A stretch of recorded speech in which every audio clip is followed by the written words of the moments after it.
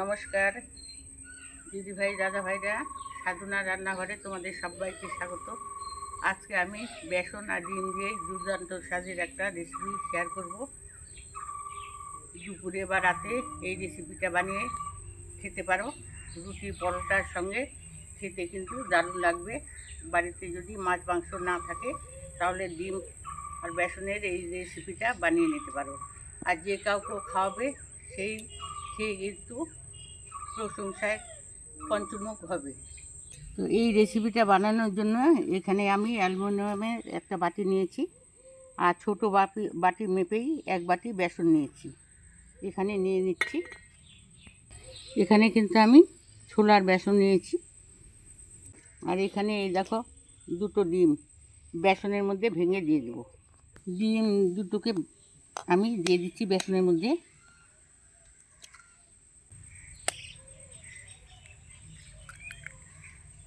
এখন এর মধ্যে কিছু গুঁড়ো মশলা দিয়ে দেবো। 1 চামচের মতো লঙ্কার গুঁড়ো দিয়ে দিচ্ছি। ঝালটা তোমরা যেরকম খাবে সেরকম বুঝে দেবে। সামান্য একটু হলুদের গুঁড়ো দিয়ে দিচ্ছি। স্বাদ মতো লবণ দিয়ে দিচ্ছি। বেসনের মধ্যে যে উপকরণগুলো আমি দিয়েছি এগুলো এখন ডিমের সঙ্গে আমি বেসনটাকে ভালো করে মিশিয়ে দেব। দিদিভাই দাদাভাইরা, ডিম দিয়ে আমি বেসনটাকে ভালো করে মেখে নিয়েছি। আর তোমরা দেখতেই পাচ্ছ এরকম কিন্তু একটা ঘন ব্যাটার হয়েছে। এখন সামান্য অল্প জল দিয়ে এটাকে একটু গুলিয়ে নিতে হবে। সামান্য একটু জল দিচ্ছি।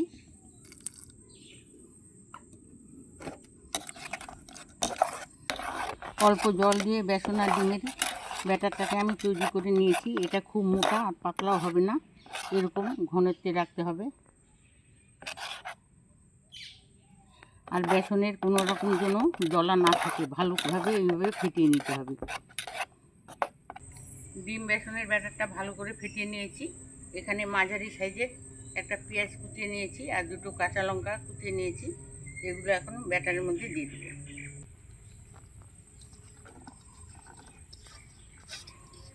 কিছুটা পরিমাণে ধনেপাতা কুচি দিয়ে দিচ্ছি। এখন পেঁয়াজ কুচি, কাঁচা লঙ্কা কুচি আর ধনেপাতা কুচি ব্যাটারের সঙ্গে ভালো করে মিশিয়ে নেব। পেঁয়াজ কুচি, ধনেপাতা কুচি আর লঙ্কা কুচি ডিম আর বেসনের ব্যাটারের মধ্যে ভালো করে মিশিয়ে নিয়েছি। এখন এটা 10 মিনিটের জন্য ঢেকে রেস্টে রাখবো। তাতে ব্যাটারটা ফুলে উঠবে আর ভালোভাবে সেট হয়ে যাবে। দিদিভাই দাদাভাইরা, ডিম বেসনের ব্যাটারটাকে আমি 10 মিনিট রেস্টে রেখেছি। অনেকটাই কিন্তু সেট হয়ে গিয়েছে। এখন ঢাকাটাকে আমি তুলে নিচ্ছি। ডিম বেসনের ব্যাটারটা কিন্তু সুন্দরভাবে সেট হয়ে গিয়েছে। খুব একটা ঘন হয়নি আর খুব একটা পাতলা হয়নি। তোমরা তো দেখতেই পেলে এরকম হয়েছে। এখন এটাকে আরেকটু ভালোভাবে ফেটিয়ে নিতে হবে। যত ভালোভাবে ফেটাবে রেসিপিটা কিন্তু খুব সুন্দরভাবে হবে। এইভাবে ফেটিয়ে নিচ্ছি। আগে থেকে আমি কড়াই গ্যাসের উপর বসিয়ে দিয়েছি। কড়াইটা ভালোভাবে গরম হয়ে গিয়েছে। এখন দিয়ে দেবো সাদা তেল বা রিফাইন অয়েল।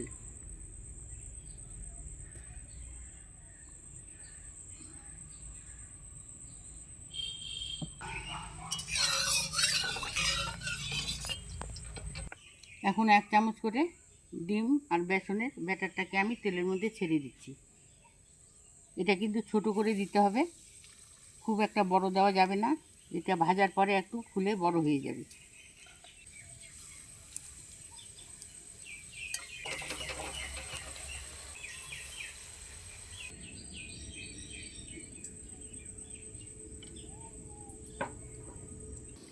গ্যাসের আঁচটাকে লো টু মিডিয়ামে করে এগুলোকে ভাজতে হবে।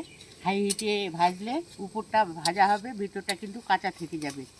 আর লো ফ্লেমে ভাজলে ভিতরটা পুরোপুরি ভাজা হয়ে যাবে, নরম থাকবে, উপরটা মুচমুচে হবে আর জালিদার হবে ভিতরটা। এখন পকোড়াগুলোকে আমি উল্টে দিচ্ছি।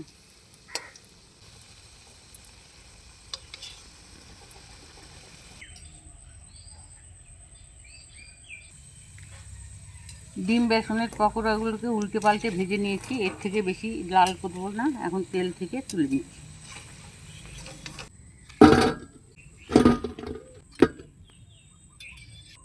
একই রকম করে ডিম বেসনের পকোড়া ভেজে নেব।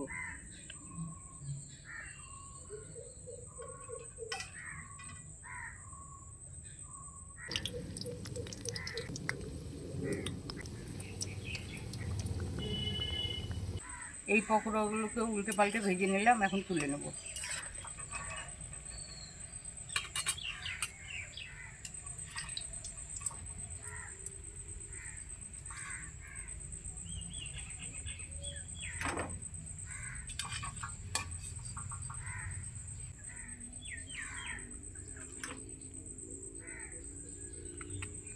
বাকি পকোড়া ভেজে নেব।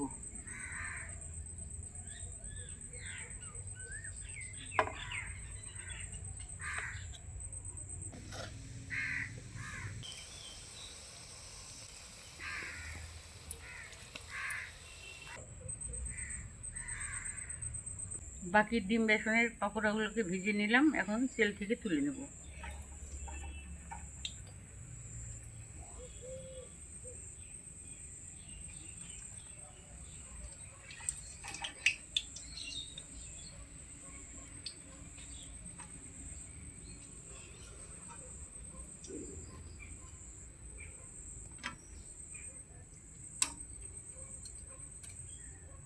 দিদিভাই দাদাভাইরা, পকোড়া ভাজার তেল কিন্তু অনেকটাই রয়ে গেছে কড়াইতে। কিছুটা তেল আমি তুলে রাখবো, আর বাকি তেলে ফোড়ন করে নেব। তাছাড়া কিন্তু তেল বেশি হয়ে যাবে রান্নায়। আমি কিছুটা তেল তুলে রাখছি এখানে।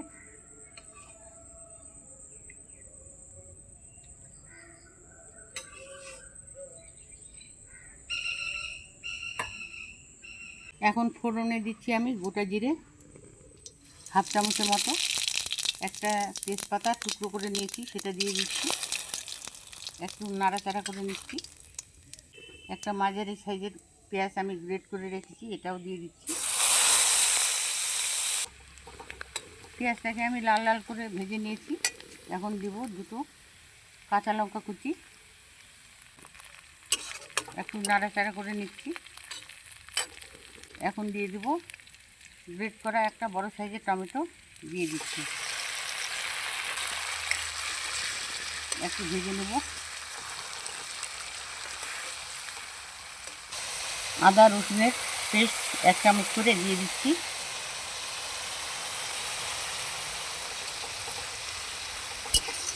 টমেটো পেস্ট, আদা আর রসুনের পেস্ট ভালো করে ভেজে নেব, যতক্ষণ না পর্যন্ত আদা রসুনের টমেটো কাঁচা গন্ধ চলে যাচ্ছে ততক্ষণ অবধি ভেজে নিতে হবে।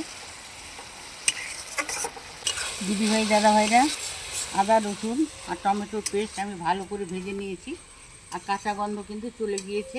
এখন এখানে কিছু গুঁড়ো মশলা যোগ করে দিব। 1 চামচ দিয়ে দিচ্ছি লাল লঙ্কার গুঁড়ো। ঝালটা তোমরা বুঝে শুনে ব্যবহার করবে, যে যেরকম ঝাল খাবে সেই পরিমাণে গুঁড়ো লঙ্কা দিবে। ছোটো চামচে 1 চামচ আমি হলুদ গুঁড়ো দিয়ে দিচ্ছি, 1 চামচ জিরের গুঁড়ো, 1 চামচ ধনে গুঁড়ো,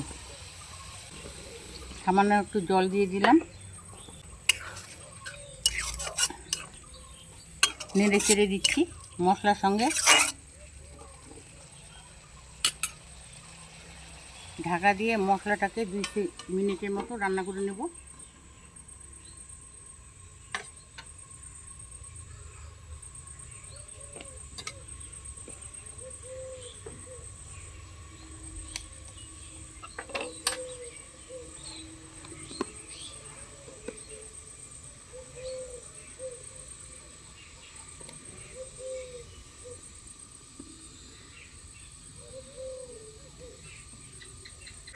দুই মিনিট আমি রান্না করে নিয়েছি মশলাটাকে, এখন ঢাকাটা তুলে নিচ্ছি।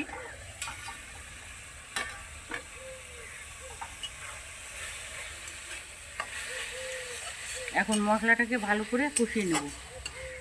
এই সময় দিদিভাই দাদাভাইরা, তোমরা টক দই ফেটানো 2 চামচ দিতে পারো।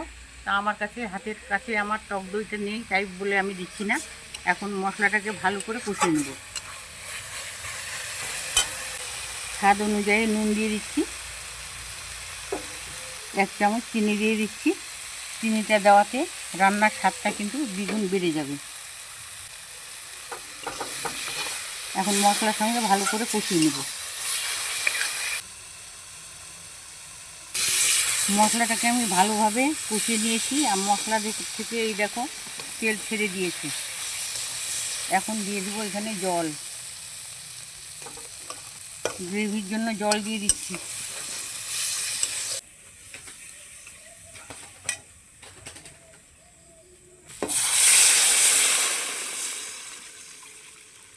জলটা একটু বেশি করে দিতে হবে, পকোড়া কিন্তু ঝোলে অনেকটা শুকিয়ে নেয়, তাই একটু বেশি করে জল দিয়ে দিলাম।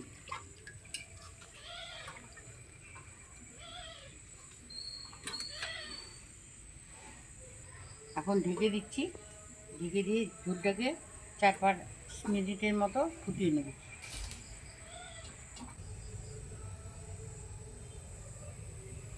দিদিভাই দাদাভাইরা, বাড়িতে যদি কেউ আসে তাহলে এই রেসিপিটা যদি বানিয়ে খাওয়াও, তারা বুঝতেই পারবে না যে এই পকোড়াটা কী দিয়ে তৈরি হয়েছে। এই ডিম বেসনের পকোড়াটা খেতে কিন্তু দুর্দান্ত স্বাদের হয়, মাছ মাংসের স্বাদকেও কিন্তু হার মানিয়ে দেবে। আর এখানে অনেক পকোড়া রয়েছে, কিছু পকোড়া আমি তুলে রাখবো আর কিছু পকোড়া ঝোলে দেবো। সন্ধ্যাবেলায় চায়ের সঙ্গে আমরা জমিয়ে খাবো বাড়িতে সবাই মিলে। আর এদিকে ঝোলটা ফুটে উঠেছে, ঢাকনাটাকে আমি তুলে নেব।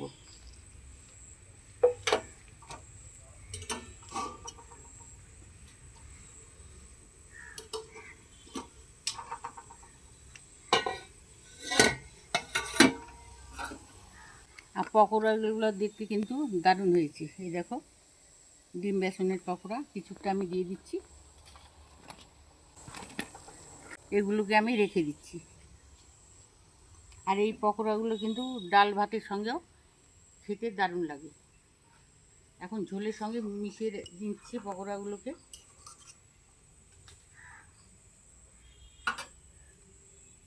ঢাকাটা দিয়ে আমি 3 থেকে 4 মিনিট রান্না করে নেব।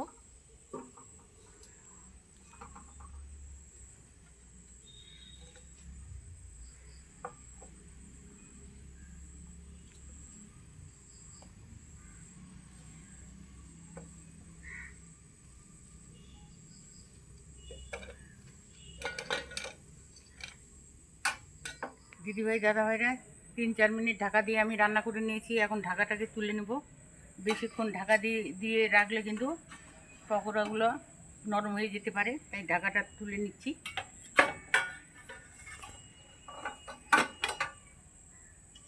এখন নেড়ে চেড়ে দিচ্ছি আর উপর দিয়ে ধনেপাতা কুচি ছড়িয়ে দিচ্ছি। এখন ধনেপাতা আর গরম মশলা দেওয়ার পরে হালকা করে এখন নাড়াচাড়া করে নেব। বেশি ঢাকা দেওয়া যাবে না বা নাড়াচাড়া করাও যাবে না, পকোড়াগুলো নরম হয়ে ভেঙে যাবে। তাই হালকাভাবে নেড়ে চেড়ে দিচ্ছি। এইভাবে 2-3 মিনিট রান্না করে নিই। দিদিভাই দাদাভাইরা, ঢাকা ছাড়াই আমি 2-3 মিনিট রান্না করে নিয়েছি। রান্নাটা কমপ্লিট হয়ে গিয়েছে। এখন গ্যাসটাকে বন্ধ করে দিচ্ছি আর তরকারিটাকে অন্য পাত্রে আমি ঢেলে নেব।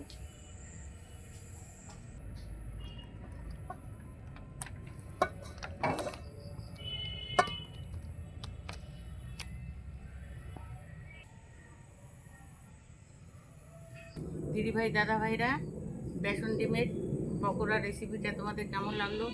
ভালো লাগলে লাইক করে দিও। রান্নাগুলোতে একটা লাইক আমাকে অনেকটা এগিয়ে যাওয়ার সাহায্য করবে। আর ভালো লাগলে চ্যানেলটাকে সাবস্ক্রাইব করার জন্য অনুরোধ রইল। আর এই রেসিপিটা অবশ্যই তোমরা একদিন বাড়িতে ট্রাই করবে, আশা করি ভালো লাগবে। আর ভালো লাগলে কমেন্টে আমাকে জানাবে কেমন লেগেছে। তো আজকের জন্য এখানেই শেষ করে দিচ্ছি। তোমরা ভালো থেকো, সুস্থ থাকো। পরের দিন ফিরে আসবো অন্য কোনো রেসিপি নিয়ে। আজকের জন্য টাটা।